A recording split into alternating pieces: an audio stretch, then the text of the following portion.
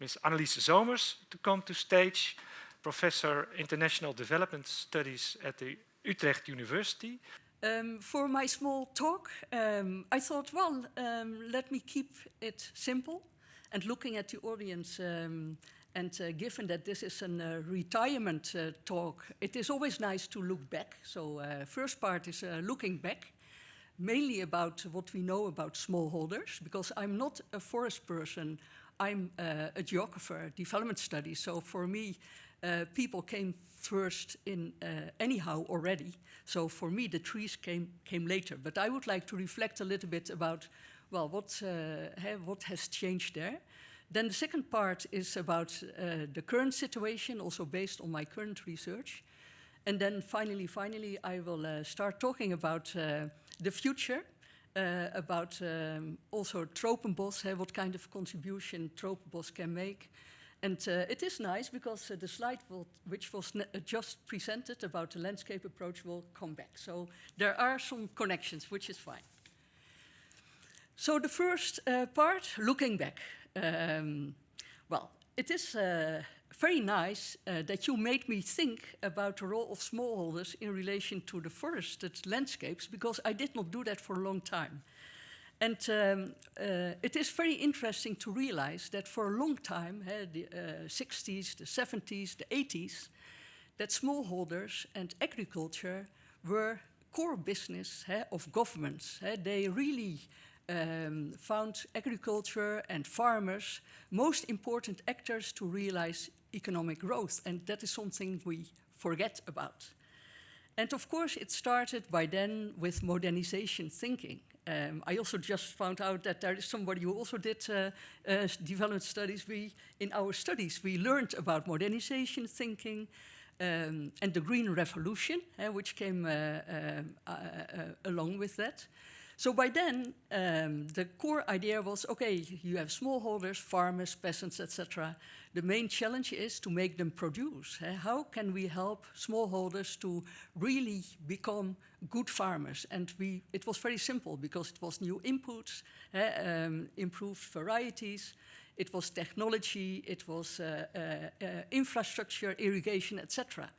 So by then, it was really government policy to promote all kinds of programs and to make that kind of change.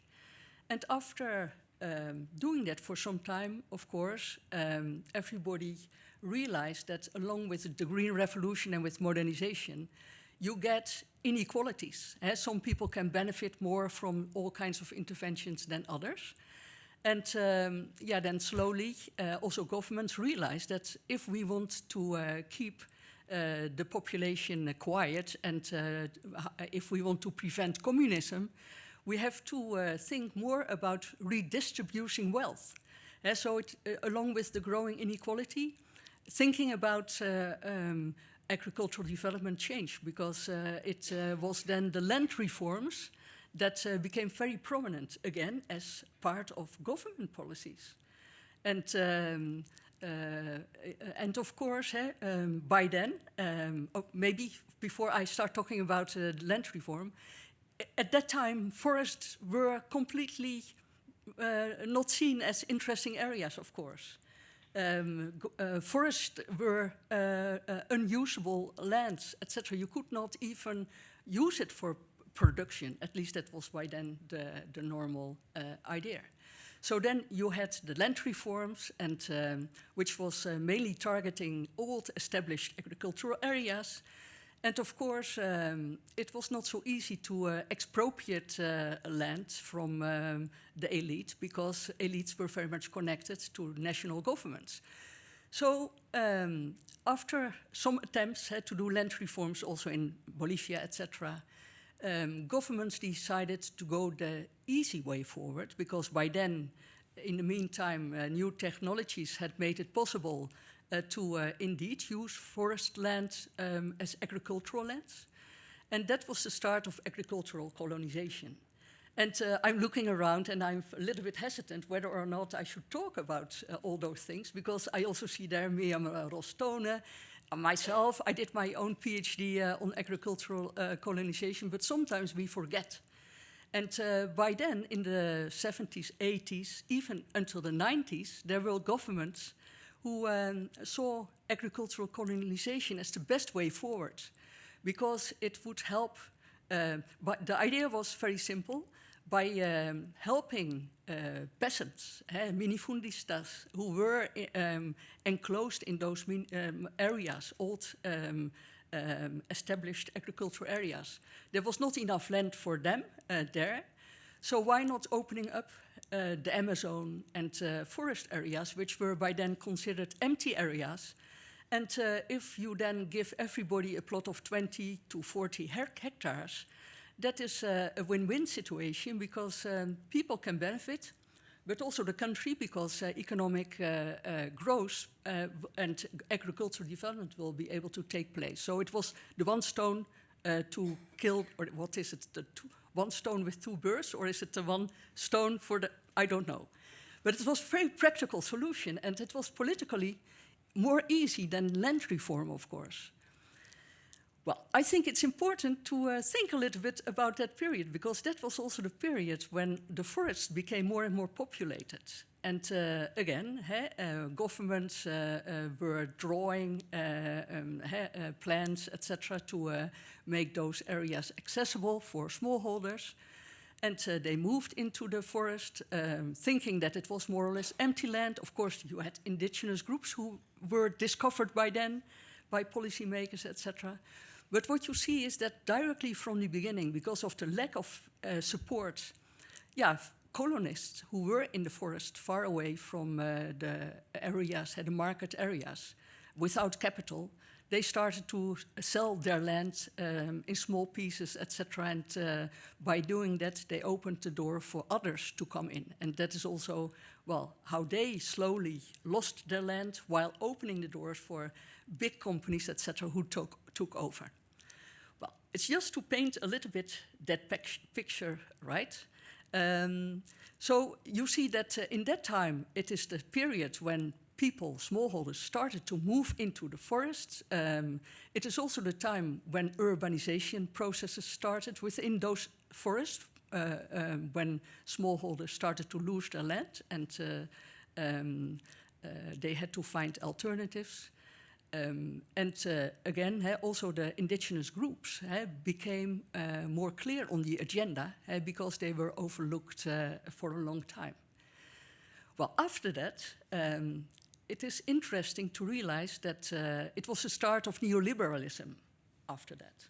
So that meant that governments were also pushed aside. They were no longer expected to play a very important role as agent of change, improving the situation of farmers, etc. They should leave that to the market. So in the 90s, 80s, 90s, with the start of the neoliberalism, you see that governments step back. And to the extent that you had smallholders, they were no longer looked at as potential productive actors. They were more and more seen as the rural poor. Of course, I am not so nuanced now, but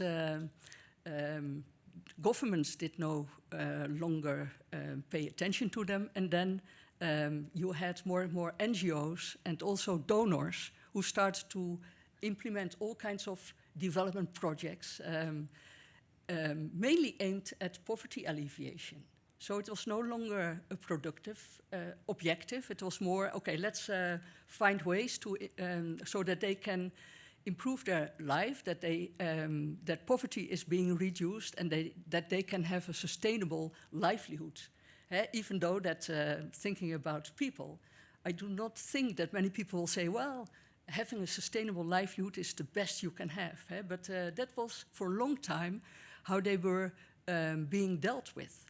As a category of people who needed to be taken care of, etc. So maybe this is the first part of my presentation, more or less. It was seen as a group of people who were bypassed by mainstream economic development, and there was not a real mainstream policy for them. So, and we remember also, at least I do remember, I worked at the Royal Tropical Institute, and of course, by the end of the 90s, etc., you had also a crisis in development cooperation. So along with that crisis, even those development projects were closed down for those. So there was a kind of vacuum when in the years 2000, more or less. And yeah, maybe to bring this to an end, I have been working very much on livelihood research myself. So there was a group of people who at least tried to fight the idea that smallholders were poor people, homogeneous group of poor people, of victims, etc. And by doing livelihood approach, we at least tried to show that it is very much important to look at people's aspirations, etc. That it is important if you want to develop successful policies to give them, to make them participate.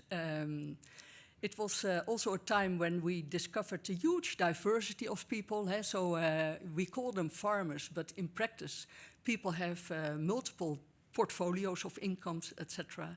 And also, we found out that many people were very mobile, so they lived in the rural areas and outside. And I will not talk more about this because I'm sure that Pablo will talk about this. But it is important to know a little bit that that happened without having policies in place. Well, then, second part, and I can keep it as short as necessary. For a long time, then, there was a kind of vacuum.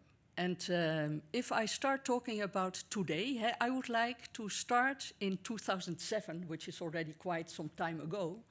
But in 2007, it was put back on the agenda.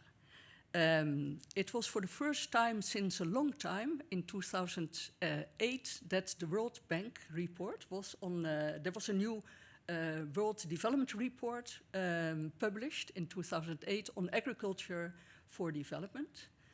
And, well, policy reports never have much impact, but in this particular case, it coincided with the food crisis and the start of the land grab debate.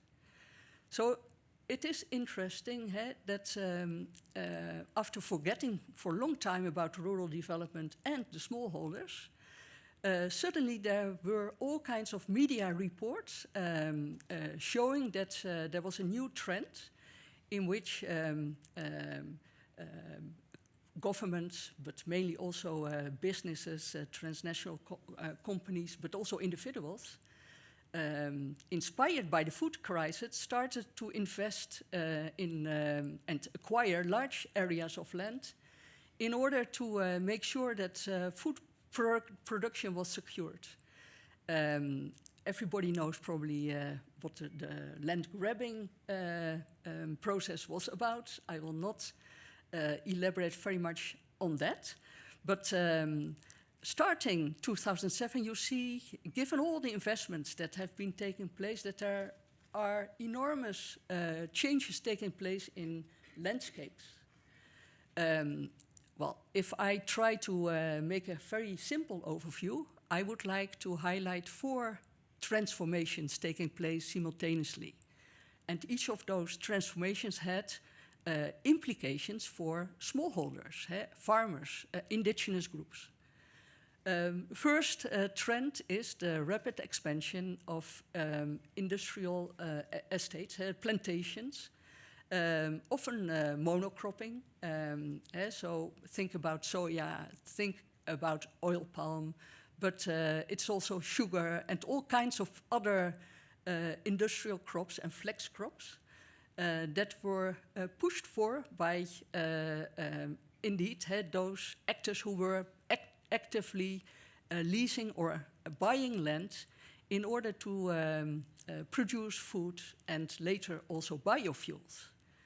So you see a rapid expansion of engineering landscapes, which almost by definition went at the cost of biodiversity, in many cases also went hand in hand with deforestation, but also, from my perspective, equally important, made sure that, or had as a result, that smallholders became increasingly enclosed. They were surrounded by big plantations, were sometimes also enforced to go to other areas, only to the extent that they could benefit.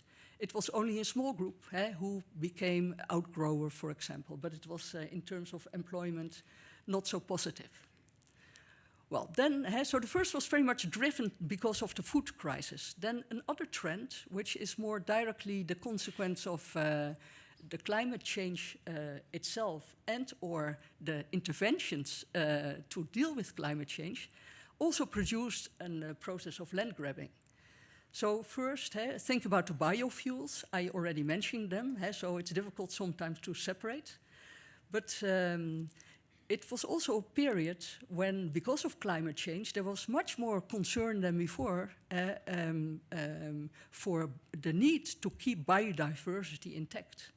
And that translated in practice in the trend to keep areas reserved, the bioreserves, etc. There was a trend of increased bioreserves. You had all the REDD+ projects. So if you look at on a world scale, there were areas set aside for the sake of protecting or saving our planet.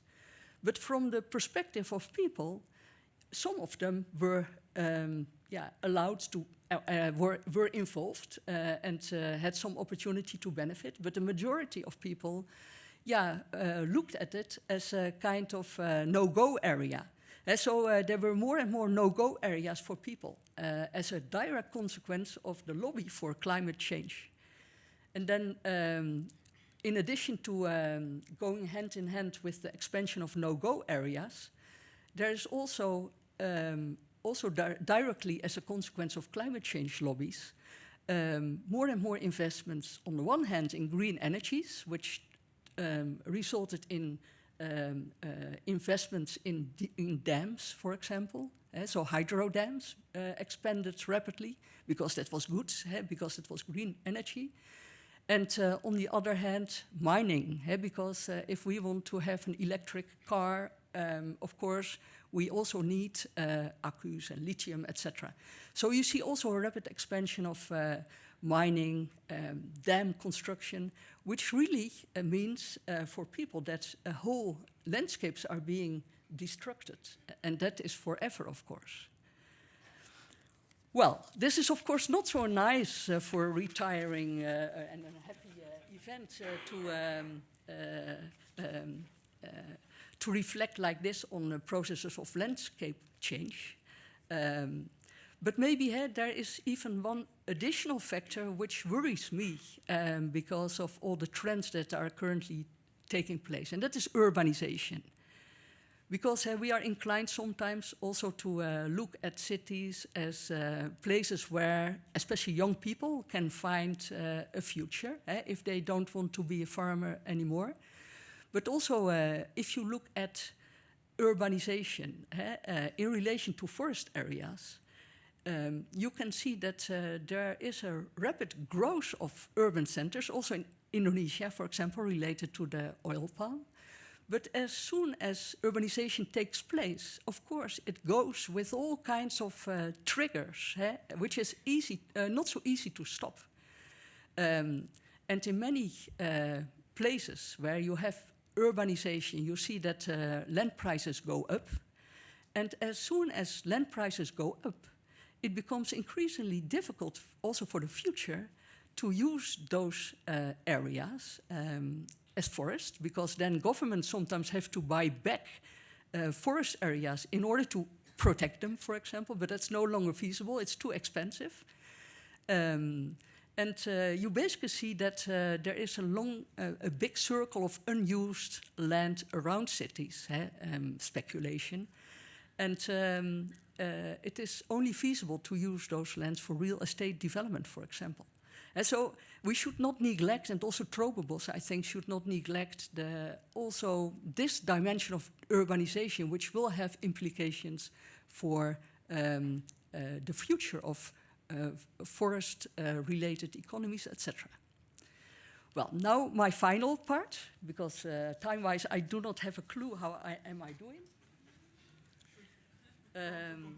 Yeah, I come to conclusions. It is not nice to end this kind of story with a very pessimist view on the future. And I am always smiling, so I am not that pessimist either. And René also, I don't know you as a pessimist person, so let's look at the bright side. And I think it is good that we are, on the one hand, aware of all the things that have happened and how we changed our view on how we should achieve development, etc. But if the topic is the role of smallholders in relation to, can they be an important force to stop deforestation, keep biodiversity, we cannot afford not looking at those big drivers that trigger landscape change and that can never be stopped by individuals. So they are part of those changing landscapes, but I think in order to change landscapes, or to at least you have to tackle the triggers. And it is then about the big picture rather than trying to influence issues by targeting smallholders. So I think the positive is that there is a clear momentum at this moment in comparison to previous years. And I remember that, René, you always had to explain others how important biodiversity is and how important it was to keep the forest. I think the momentum is that you don't need to convince people anymore. It is now acknowledged on a global level, and it is even acknowledged in such a way that it is considered more important than people, so by many. And so that is, on the one hand, that is a kind of momentum that, no need to put much energy in convincing the others. There's also momentum that many people acknowledge that our system, economic system, is coming with a lot of harm, and that we have to rethink our economic model. And if you listen carefully, all the things that I mentioned about landscape change have to do with globalization, with value chain thinking, etc. And so I think also there's a momentum that there is willingness to rethink and to critically about, okay, what is then a better alternative? Some people think about circular economies, but it is still rather open. And thinking about tropobos, what I would like to come is 3 recommendations. The first is, rather than how it is now, at least the way I understood it is now the target is on smallholders in forest areas. That is how it used to be. But I think it is important, also given the diversity of that group of smallholders that we also learned about in livelihood research, it's much more effective to target forests as social landscapes. So I very much agree with what Mark said, that you cannot isolate one group, etc. You have to think from a landscape perspective, taking on board different groups of people who live there, and make sure that land use is made or fits the capacity and natural capacities, etc. So rather than what's happening now, which is very much top-down planning, investments come from the outside, also policies come from the top-down. What is much more important is that tropobos could play a role in facilitating that planning will take place bottom-up and making sure that what the landscape or the planning that will, the plans that will be developed are good from the perspective of biodiversity, but also from the perspective of people's livelihoods. Then the second is more about triggering, maybe it's time for tropobos to become more radical. And so because this is more or less, I think, what Tropobos is doing. But thinking about all those changes, transformations taking place, maybe there's also a role for Tropobos to critically engage with our own government, for example, who is still also providing subsidies to our own businesses, to do business abroad, also in forest areas. And there are still subsidies for Dutch enterprises to come with monocrops, etc. I think it is important to rethink the normal project cycle, because the normal way that projects are being implemented with businesses is that you have a plan, and the plan comes from here, and you do a feasibility study, and then you do an impact assessment and an environmental assessment as a kind of ticking the box exercise. You, at best, you talk to the communities to tell them what it is about. That is then free and prior informed consent, etc. But of course, that is very different from having a bottom-up approach and making plans and start there, and then later look for, okay, who is willing to invest this plan that we just defined together with people who live here? So to turn it around. And I should stop. The final thing that I had in mind to mention was something with urbanization. So the fact that it is about forest and rural people does not mean that urbanization is not enormously important for the forest, for the people, etc. So maybe interesting for Tropobos to think a little bit about, okay, how can we put that also on our agenda? I stop here. Sorry for the long time, but at least this was my attempt to make a contribution. Thank you very much.